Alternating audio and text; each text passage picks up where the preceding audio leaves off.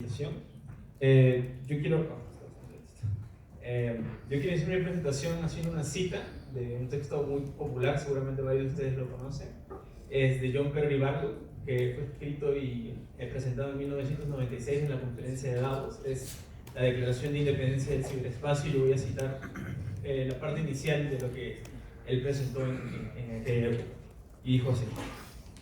gobiernos del mundo industrial, ustedes, cansados gigantes de carne y acero, vengo del ciberespacio, el nuevo hogar de la mente. En nombre del futuro, les pido que en el pasado que nos dejen en paz. No son bienvenidos entre nosotros. Ahora bien, normalmente cada vez que se cita este texto actualmente es principalmente para criticar a John y tildarlo de ingenuo, cómo es posible que los gobiernos no iban a intervenir en algún momento en Internet. Creo que en general son un poco injustos con John, porque la Declaración de Independencia del Espacio es una suerte de fotografía del pulso que en ese momento implicaba la aparición de Internet y del potencial que tenía para el desarrollo de las personas. Hoy sería imposible decir que el Estado no debe regular en general lo que ocurre en Internet, no necesariamente la tecnología en sí o las empresas que desarrollan sus actividades en Internet, pero sí lo que ocurre en Internet. Entonces ha ocurrido una suerte de maduración desde el momento en que John publicó este texto y lo que ocurre actualmente. Como cada tecnología que ha creado el hombre, Internet no es más que un reflejo de toda la grandeza y toda la miseria que el hombre puede producir. Entonces, habiendo dicho esto, que para algunas personas puede resultar algo obvio, paso a referirme específicamente a lo que es ciberseguridad. La ciberseguridad, específicamente en la región, ha sido una preocupación de no hace muchos años, pero sin embargo ha venido trabajándose de manera continuada y que ha producido, en mi opinión personal, muchas cosas interesantes. Principalmente porque hemos tenido el apoyo de entidades intergubernamentales como la OEA, el Banco Interamericano de Desarrollo, que de alguna manera han recogido experiencias previas que no existen o que no existían en la región, como por ejemplo el caso de Europa, para poder traer esos aprendizajes y apoyar a los gobiernos para que puedan empezar a generar regulación en el tema de la ciberseguridad. Hay mucho que se puede decir respecto de ciberseguridad, principalmente porque la ciberseguridad es algo general que depende de la audiencia a la cual uno intente conversar para poder explicar qué cosa es ciberseguridad. Por ejemplo, si ciberseguridad se conversa dentro del ámbito de lo militar, probablemente estamos hablando de ciberdefensa, capacidades del Estado, mecanismos de respuesta ante ataques, pero la ciberseguridad también tiene que ver con la seguridad de las personas que son atacadas por malware, personas que no conocen cuáles son los peligros que implican la navegación dentro de Internet, qué prácticas seguras pueden emplear o aprender para poder manejarse mejor en entornos digitales. Entonces, habiendo dicho eso, quiero hacer hincapié en algo que personalmente me resulta muy interesante de toda esta discusión de qué es ciberseguridad, qué es lo que tenemos que hacer, qué es lo que falta. Existe una percepción de que, de la misma manera en que en 1996, cuando se presentó este manifiesto, existía una suerte de idea romántica de lo que Internet debía llegar a ser y que no debía ser controlado por nadie, y debía haber una suerte de desregulación respecto a lo que ocurría en lo que respecta al uso de esta tecnología. Como ha ocurrido esto, finalmente no fue así. En el momento en que la economía empezó a ingresar a Internet, en el momento en que las empresas empezaron a ingresar a Internet para ofrecer servicios y productos, y el gobierno también empezó a usar Internet para satisfacer algunas necesidades en el ámbito de los servicios o incluso el funcionamiento mismo de sus operaciones, es que podemos hablar que hay toda esta suerte de regulación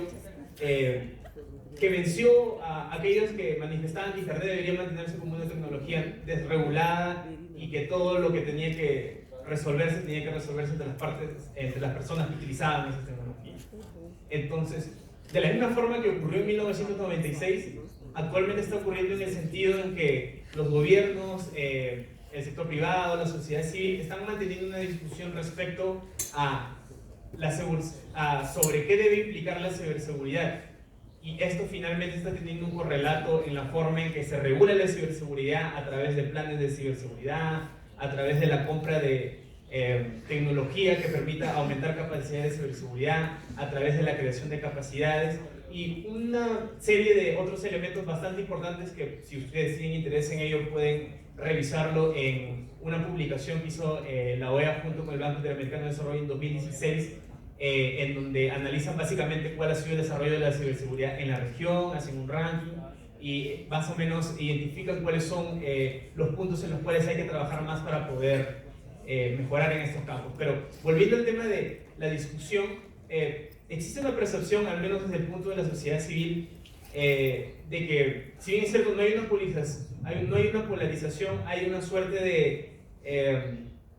digamos, creación de bandos en el sentido de que la ciberseguridad puede entenderse, y con eso estoy haciendo una generalización, casi exclusivamente con la regulación de tecnologías que permitan al Estado y a la operación de sus servicios y su infraestructura funcionar. Mientras que por otro lado tenemos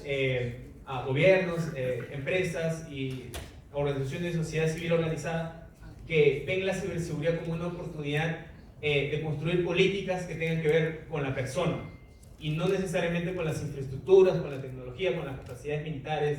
de los estados. Yo lo voy a dejar ahí porque principalmente lo que me gusta de este tipo de espacios es poder compartir con las personas que están del otro lado, que probablemente incluso son más expertos que los que nos encontramos aquí, entonces lo voy a dejar allí y para que podamos tener más tiempo para las preguntas. Muchas gracias, Carlos. Continuamos con Lorena.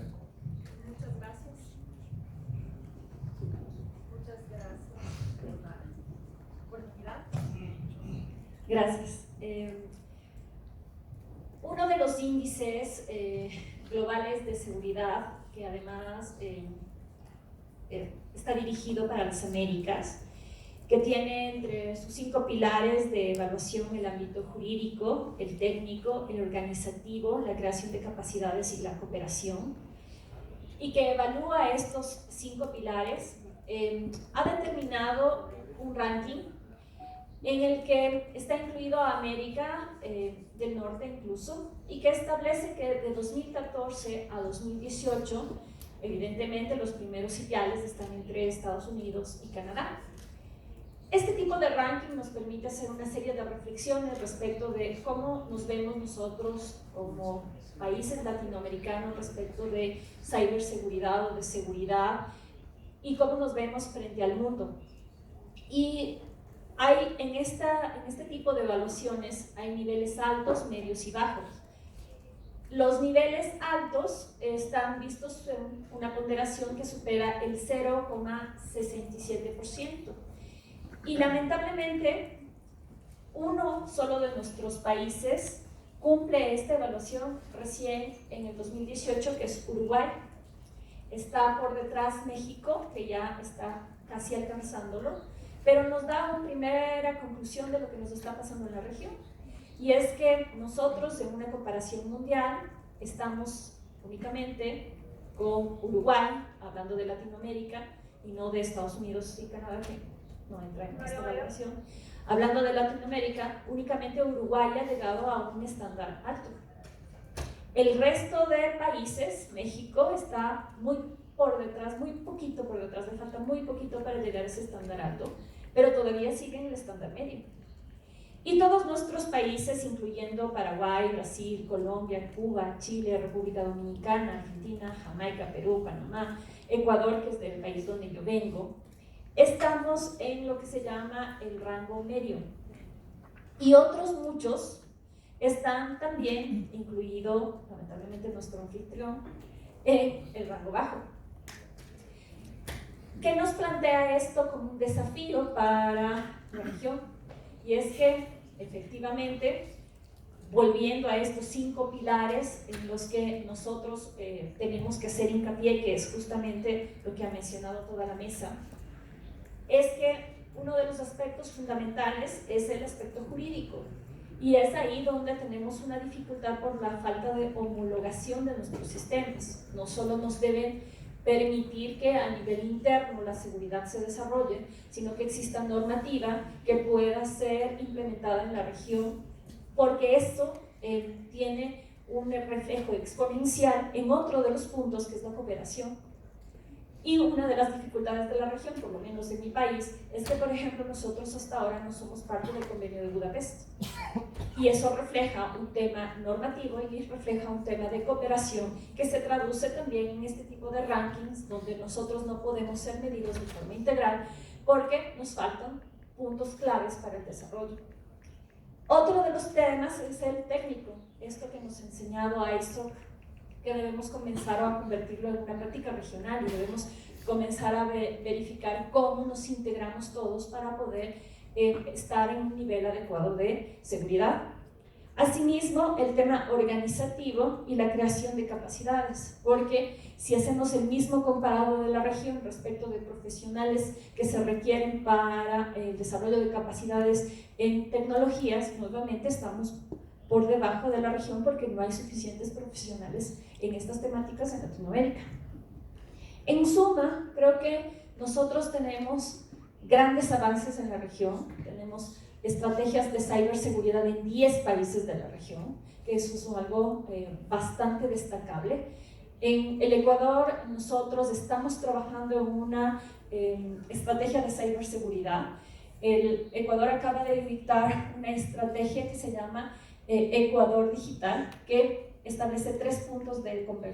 convergencia, que es Ecuador conectado, Ecuador eficiente y ciberseguro, y Ecuador dinámico y competitivo. Y como ustedes pueden ver en el punto segundo, el segundo pilar de la gran estructura del hacia dónde quiere proyectarse Ecuador en este desarrollo, está la ciberseguridad.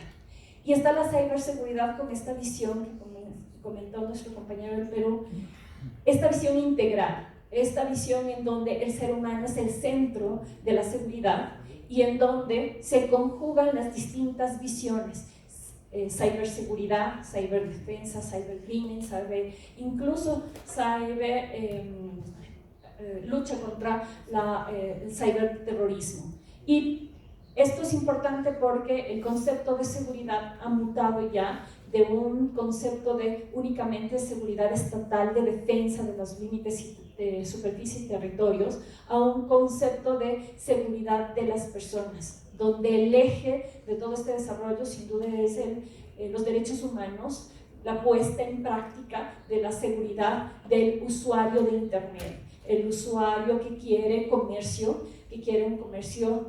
estable, transparente, confiable, los niños, niñas, adolescentes que quieren una Internet sana, segura y constructiva, las empresas que quieren espacios donde puedan incentivar una economías naranjas o cualquier tipo de economía circular, etc. O incluso empresas o industrias que saben que ya no solo tienen que proteger ITs, sino que también tienen que comenzar a proteger OTs.